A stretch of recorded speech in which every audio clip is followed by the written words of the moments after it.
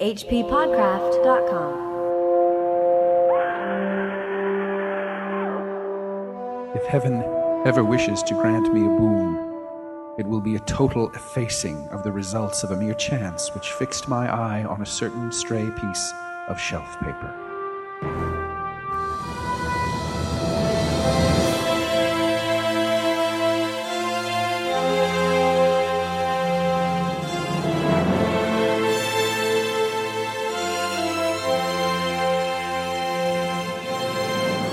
Here we are at the third chapter of The Call of Cthulhu. This chapter, of course, called The Madness from the Sea. We? Who is we? We. That's me, Chad Fifer. And me, Andrew Lehman. And who are you, sir? Oh, and I guess that would be me, Chris Lackey. Well, what do you know? Met again. It seems we're all here again, guys, for the HP Lovecraft Literary Podcast. At HPPodcraft.com. This is, of course, the third part in our ongoing three-part series on the HP Lovecraft story, The Call of Cthulhu. We find our protagonist has mostly given up on the Cthulhu cult. He's taken it as far as he can take it. Exactly. He has followed every lead as far as he can take it. Well, I mean, as far as he knows, it's the end of the story. That's it. Until He comes across this shelf paper that he mentioned in that quote there. Basically, he's examining reserve mineral species at a friend's collection or museum. Yeah, a curator of a local museum and a mineralogist of note. Lovecraft had a good friend, James Morton, who was a mineralogist at the Patterson Museum in New Jersey. And supposedly, he is the guy that first turned Lovecraft on to Algernon Blackwood. Oh, really? Yeah, Lovecraft mentioned it in one of his letters that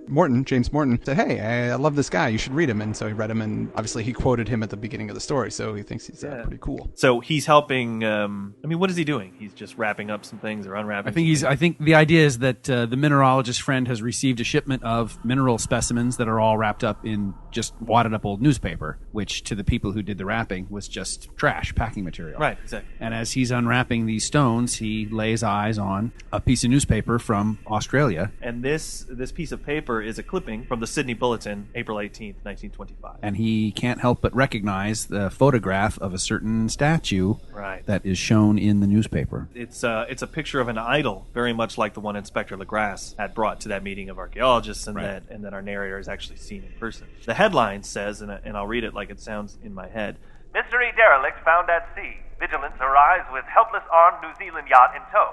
One survivor and dead man found aboard. Tale of desperate battle and deaths at sea. Rescued seaman refuses particulars of strange experience. Odd idol found in his possession. Inquiry to follow. Which is a very comprehensive headline. Yeah, that's a really great headline. But in Lovecraft's defense, back in the 20s, they really wrote much more comprehensive headlines than they write today. That practice of headlines and then sub-headlines that sort of give you the gist of the entire story in the headline, that was actually pretty common. Right. Oh, yeah. And this is a short article. Basically, it just says that a freighter called Vigilant arrived in Sydney towing the battled and disabled steam yacht, which was called the Alert, and had been recovered on April 12th, having one living and one dead man. The Vigilant had left Valparaiso on March 25th, but was thrown off course by heavy storms and monster waves, which is what brought it across the Alert. Right. Mm-hmm. When they recovered the Alert, the living man aboard was clutching the idol pictured in this article, and he was half delirious. Yeah. Right. He had a strange story of piracy and slaughter, is what he said, or what the newspaper said. And his name was Gustav Johansson, or Norwegian. Yes, he's a Norwegian. He's the second mate of a schooner called Emma. Out of New Zealand. And that had been sailing for Peru with 11 men aboard, and it was also thrown way off course by storms that came across the Alert. Right. The Alert is this ship that was manned by Pacific Islanders, the Kanakas, and they ordered the Emma to turn back from the course that they had been thrown onto. And the captain, Captain Collins of the Emma, refused to do so, and the people on the Alert opened fire. Right. Like immediately. They had, for a yacht, it was surprisingly well armed. A battery of brass cannons. And they actually, because they're the aggressors, they do some pretty serious damage to the Emma, and it starts to sink. But the men, Captain Collins and his men on board, they jump off. They board the Alert. Quite valiantly. Yeah, and they fight the men on the Alert, and they kill every single last one of them. Hand to hand. Yeah. It's a pretty brutal scene, which is why it's not in the movie. I actually... When I was reading this, I thought, wow, if we'd had a little more budget, could have had or really any, could have had a great Captain Blood style sea battle. That would have been awesome. And if there had been room in our garage to stage that scene, we would have done it. Yeah. The captain and the first mate, unfortunately, are killed in this fight. So the remaining 8 sailors are now under Johansson. Right. And since their ship is sinking, the Emma, they take over the Alert. And they're inquisitive men. They continue in this direction. Even though they were thrown off course, they continue in this direction because they want to know why the folks on the Alert had told them to turn back. Yeah, and we're willing to kill them. They find the log of the Alert, and their curiosity is piqued by what they find in the log, and they determine that they're going to go, follow it up. Right. They mentioned later in the story that they felt like it was almost a duty for them to kill these men aboard the Alert. Because they were so almost not even human. Yeah, or Johansson is kind of shocked later when they go before a board of inquiry and they get in trouble for killing them all so ruthlessly. And he's almost like, it wasn't ruthless, it was almost merciful. These people should have died. You would have done the same. Yeah. But those bloodthirsty Norwegians. They love boarding ships and killing folks. In their blood. The next day on the Alert, they keep the course and they land on some island. Although there isn't supposed to be an island out there. There's nothing on the charts. And what we know from the article is that 6 of the men died there. Johansson won't say much more. He says they all fell into a chasm.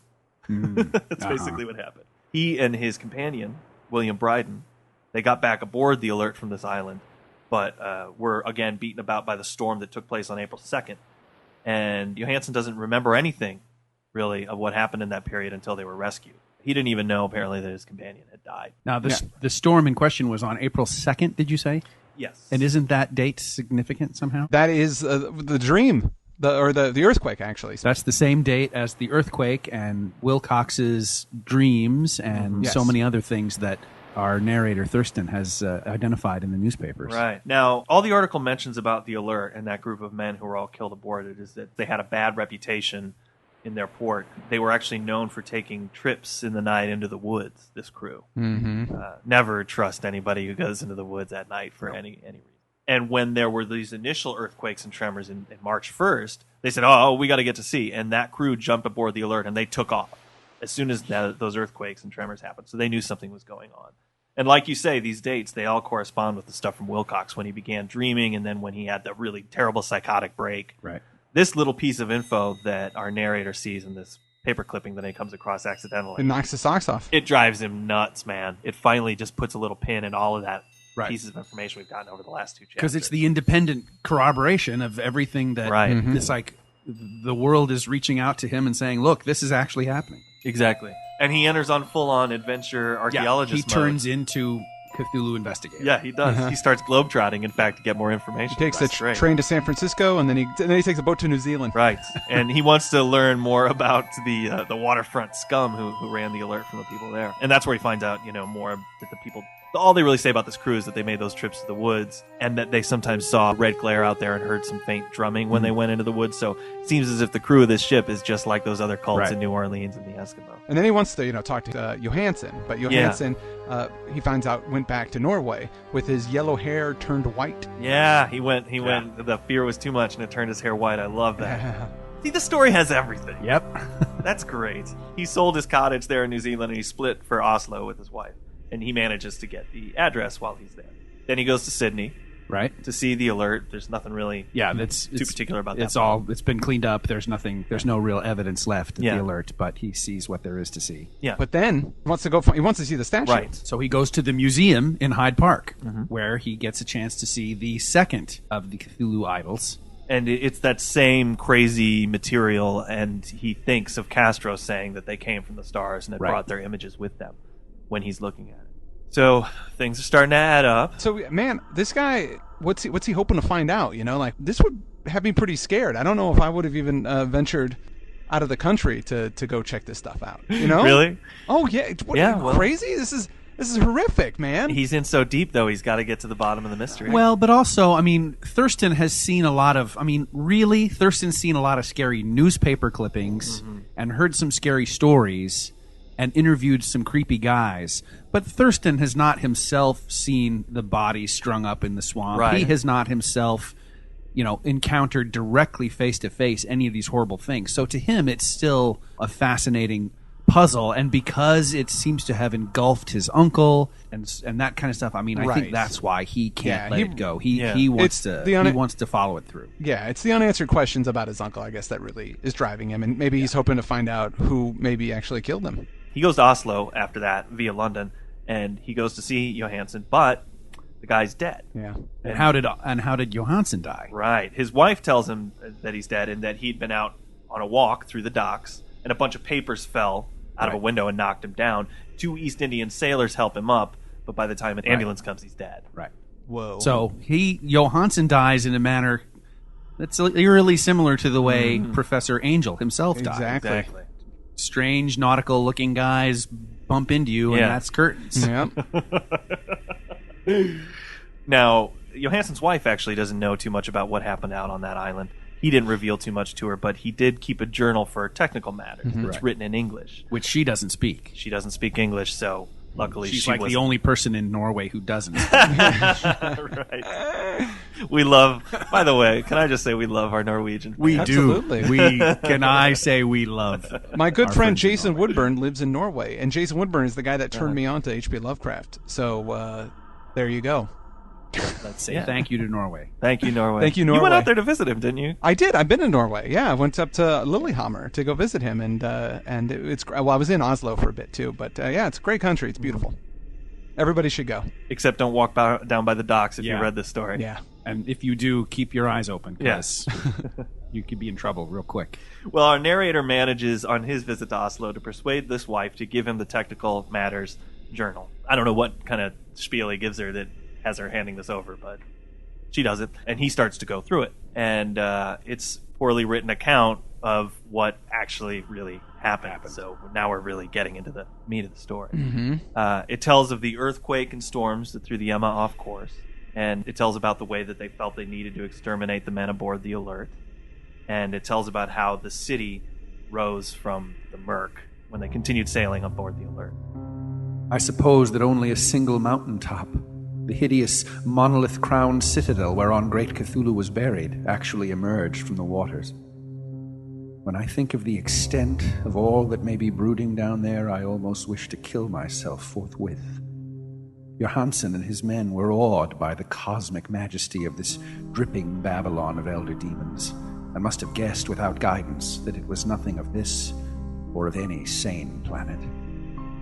Awe at the unbelievable size of the greenish stone blocks, at the dizzying height of the great carven monolith, and at the stupefying identity of the colossal statues and bas-reliefs with the queer image found in the shrine on the Alert, is poignantly visible in every line of the mate's frightened description.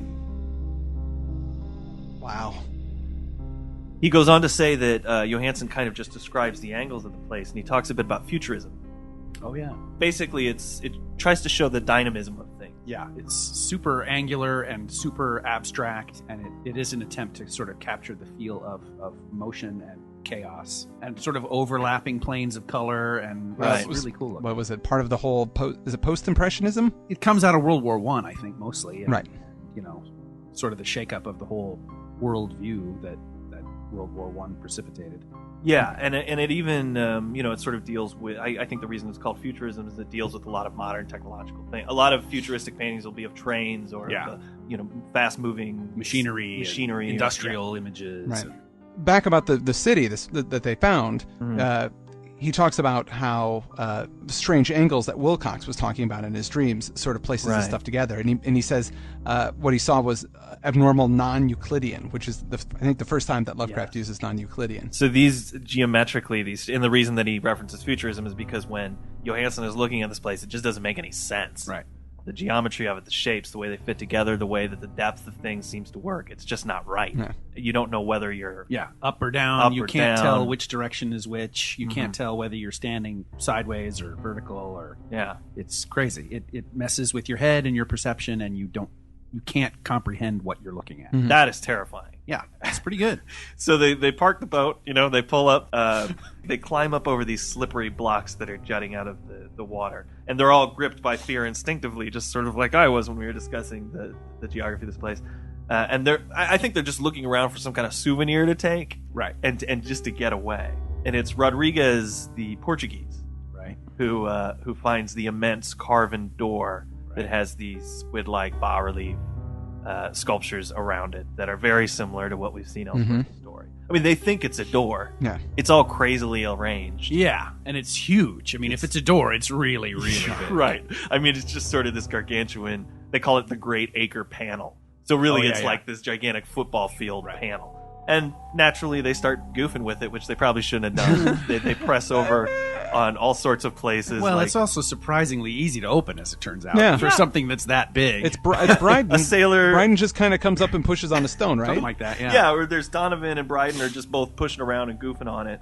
And Next thing you know, they find some kind of balanced switch. yeah, he implies that the whole thing is balanced on some sort of pivot point, and all they have to do is really apply just a little bit of force to one end, and suddenly the whole thing starts wheeling into motion. It's kind of like the secret panel in the church, or it's the sort of thing something One-Eyed Willie built. Exactly. Or the ancient Aztecs or something. How did they get all those fancy pneumatic things to fire those arrows? And the gears and everything. That was pretty elaborate stuff. Somehow or another they engineered this thing. Yeah. One-Eyed Willie. So the panel slides away diagonally, or somehow it makes no sense, and it reveals this aperture. The aperture was black with a darkness almost material. That tenebrousness was indeed a positive quality, for it obscured such parts of the inner walls as ought to have been revealed, and actually burst forth like smoke from its eon-long imprisonment, visibly darkening the sun as it slunk away into the shrunken and gibbous sky on flapping membranous wings. The odor arising from the newly opened depths was intolerable, and at length the quick-eared Hawkins thought he heard a nasty, slopping sound down there. Everyone listened, and everyone was listening still when it lumbered slobberingly into sight and gropingly squeezed its gelatinous green immensity through the black doorway into the tainted outside air of that poisoned city of madness. Yeah. There it is. That's an entrance. That is an entrance. They really screwed up. These guys have it coming. If you see you're on a boat, you come across a city with non-Euclidean geometry, you don't go anywhere near it. You just get back on the boat and go. Well, these are seafaring men by their nature. They're explorers, and they're crazed with the bloodlust of just having killed every single member of the crew of the Alert. So they're feeling invincible right now. Yeah, exactly. What it says in the story, it says, "The stars were right again, and what an age-old cult had failed to do by design, a band of innocent sailors had done by accident. After vigintillions of years, great Cthulhu was loose again, ravening for delight." I love that passage. Yeah. Vigintillions? Vigintillions. That's amazing. That's a long time. That is a very long time. I actually don't know how long that is. It's 1,000 decillion, which doesn't... number of zeros. Here we go. 63. It has 63 zeros. 63 zeros. Wow. That's a lot of zeros, man. Yeah. So, it's been a long time since he's gotten up, and he is ravening for delight. Yeah, he's ready to party. And coffee. Maybe to take a leak. Well, so Cthulhu is loose again. 3 men were swept up by the flabby claws before anybody turned. God rest them, if there be any rest in the universe. They were Donovan, Guerrera, and Angstrom. Parker slipped as the other 3 were plunging frenziedly over endless vistas of green-crusted rock to the boat, and Johansen swears he was swallowed up by an angle of masonry which shouldn't have been there. An angle which was acute, but behaved as if it were obtuse. So only Bryden and Johansen reached the boat and pulled desperately for the Alert as the mountainous monstrosity flopped down the slimy stones and hesitated floundering at the edge of the water. So yeah, Chris, that was you. Parker. Yeah, I was Parker. I fell into that angle, and let me tell you, it was terrifying. So I don't know if we've ever actually made mention of that on the podcast before, but if you see the film, The Call of Cthulhu, the fella falling into the pit, the angled pit, that is Chris Lackey. The pit that should have been obtuse but behaved, should have been acute but behaved as if it were obtuse, just like Chris himself.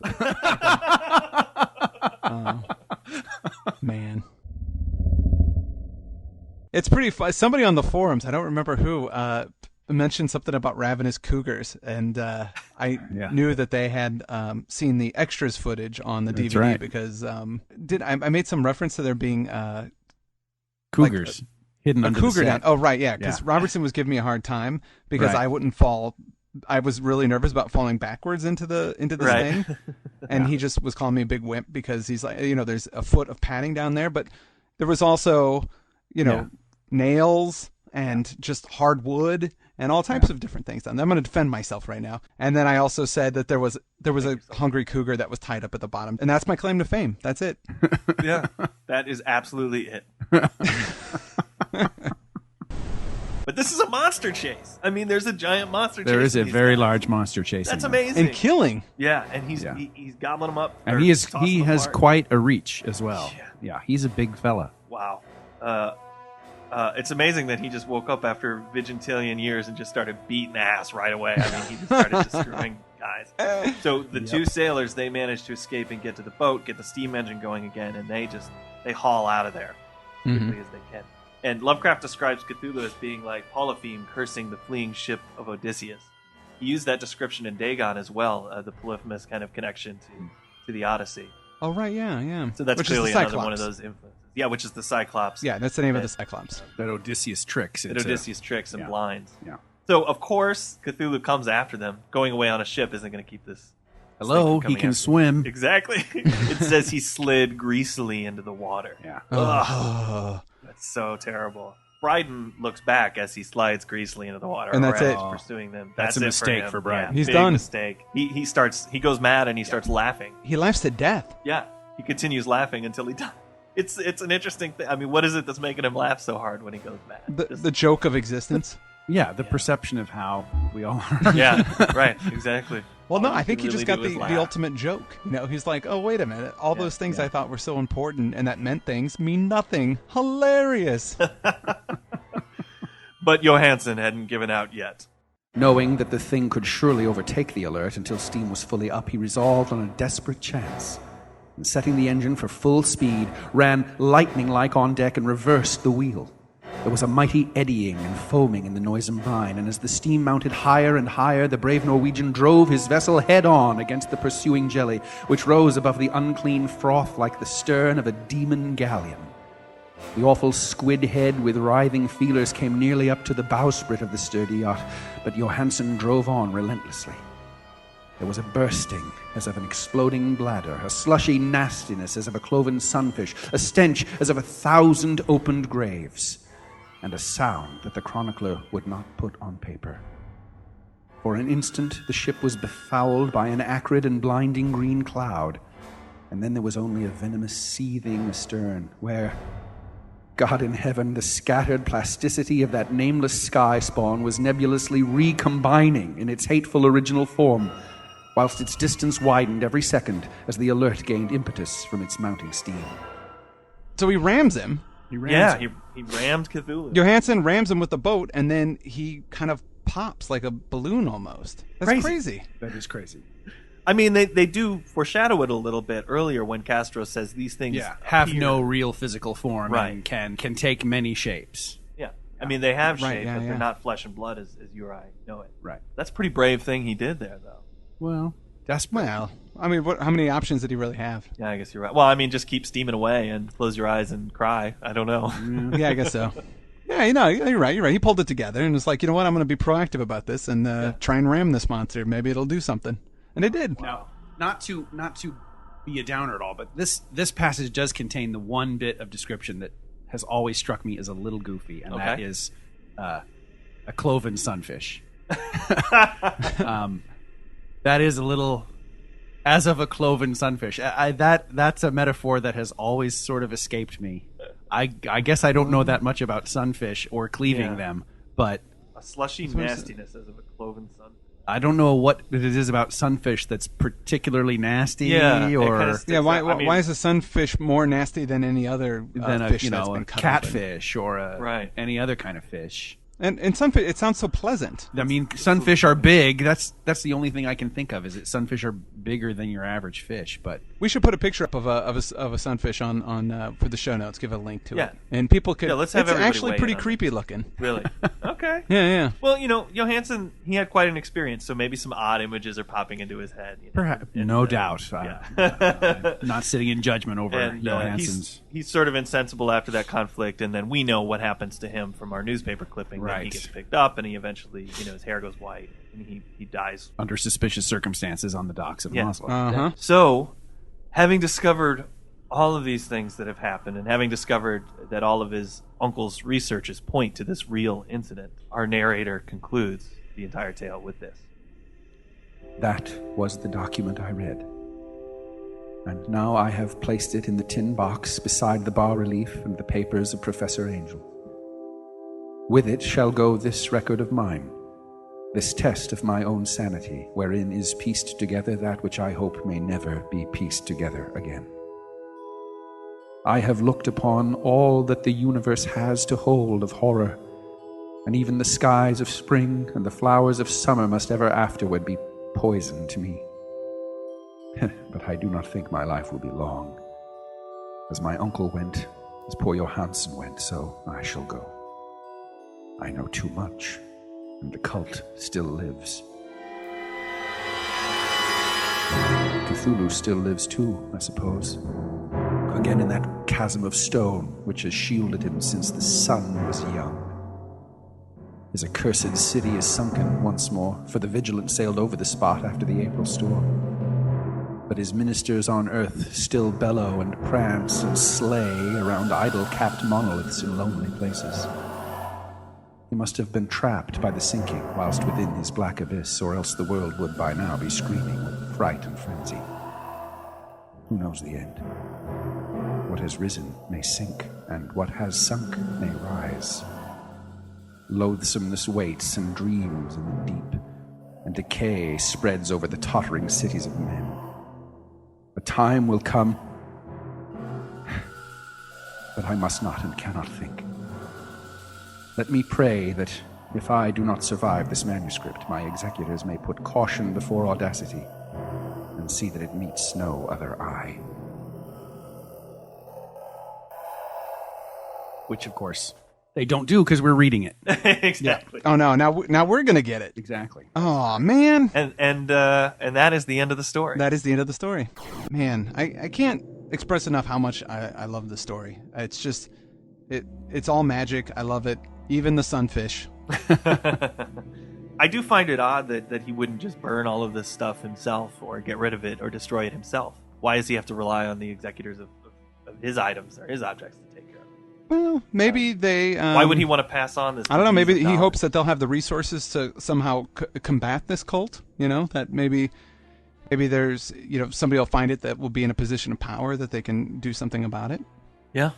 We don't really, we know that Thurston is predicting his own imminent demise because he knows too much, but we don't actually know what happens to Thurston. True. No. And maybe he's just hanging on to it because he wants it, but in the event that he does die, he hopes people will be smart enough to take care of it. He puts his own written down thing in the same box with all the other evidence and then locks it away. But I think the implication is that his predictions have come true and that he's dead, and the only reason we are now reading this document is because he's right, dead. Of course. Yeah.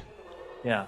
But okay, so he he didn't, because he died under probably mysterious circumstances, he wasn't able to destroy this himself. Right, and he didn't have a chance to warn anybody. Don't Right. read what's in the, we are in exactly the position he was in at the beginning of the story. Where, That's right. Somebody dies under mysterious circumstances, and we find the key to the strange box, and oh boy, it starts all over again.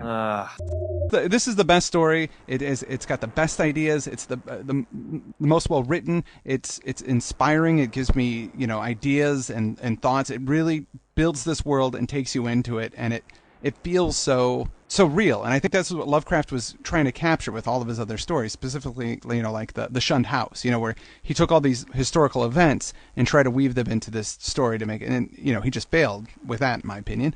But this, he knocks it out of the park, man. It's so good. Yeah, it really is. It is extremely accessible in a way that most of his other stories aren't. It's really easy to identify with the narrator's voice with Francis Wayland Thurston. Right. You really feel like, and especially because the baton is quite literally passed to the reader. You really do feel like, you yourself could be next. It is that sort of where, the horrors in the story really do reach out, and you do feel like you yourself have gotten yourself in some trouble by having read this story by the time it's done. So good. Yeah. I love it. However, I don't think the editor of Weird Tales loved it at first, did he? No, he didn't. Good old Farnsworth Wright. Lovecraft wrote this in the summer of 26, but Farnsworth, was, he didn't want anything to do with it. And he hasn't really published anything of Lovecraft since that whole incident with the Love Dead, that whole thing that happened. And then Lovecraft's friend and fellow writer, Donald Wandry, went to Farnsworth, and Wandry wrote a book called Lovecraft in Providence. And I'll just read this passage for you. I casually worked in a reference to a story, The Call of Cthulhu, that Lovecraft was revising and finishing, and which I thought was a wonderful tale. But I added that for some reason or another, Lovecraft had talked about submitting it to other magazines. I said I just couldn't understand why he was apparently planning to bypass weird tales, unless he was seeking to broaden his markets or widen his reading public. None of this was true, but I could see that my fanciful account took effect in the way that Wright began to fidget and show signs of agitation, for he rose and paced around his office. So there you go. Interesting. So yeah, way to go, Donald. Yeah. Thank you very much. Yes, thank you. Well Donald. done, sir. Yeah, that's great. So he kind of did a little, almost like a little Tom Sawyer kind of thing on Farnsworth. And Farnsworth goes, "What? Other people are interested? Maybe I should publish this." And then he does, and it's great. So that reminds me of I had a friend who tried to quit a job once, and he just didn't really want to say why he was quitting. So he told them, "I got offered another job at a ridiculous salary," thinking that he would then get fired. And they said, "Okay, we'll meet the salary." He just made up this thing that he wound up making the ridiculous stuff. It's almost like good agenting, Well, he's got a lot of other offers, so you've got to act now. So it finally appeared in the February 1928 issue of Weird Tales. It's been great fun discussing this story. And it's the sort of story that we could continue discussing for several more hours. Yeah, but absolutely. Well, it would just be fanboy fawning at some point. That's kind of what it's been so far. So Not too many pot shots. But you know what? I'm not going to apologize for that. Yeah. That's the reason that, hey, look, we went through a lot of stories to get here. It's really a great story, and I've had a lot of fun talking about it with you guys. I want to thank Andrew again for joining us. Andrew, thank you Thanks so for much. letting me. My pleasure entirely. And of course, thank you for your excellent reading. I want to thank Reber Clark for the great music. So next week, we're not just going to do one black bottle. We're going to do 2 black bottles. 2 black bottles. That's the next story. That's the next story, and it's he did it with Wilfred Blanche Talman, and not to be confused with Wilfred Brimley. That should be an interesting show. That's all we have for now. I'm Chad Fifer. I'm Chris Lackey. And I'm Andrew Lehman. And this has been the HP Lovecraft Literary Podcast. At HPPodcraft.com. And then Chris, you scream. Ah!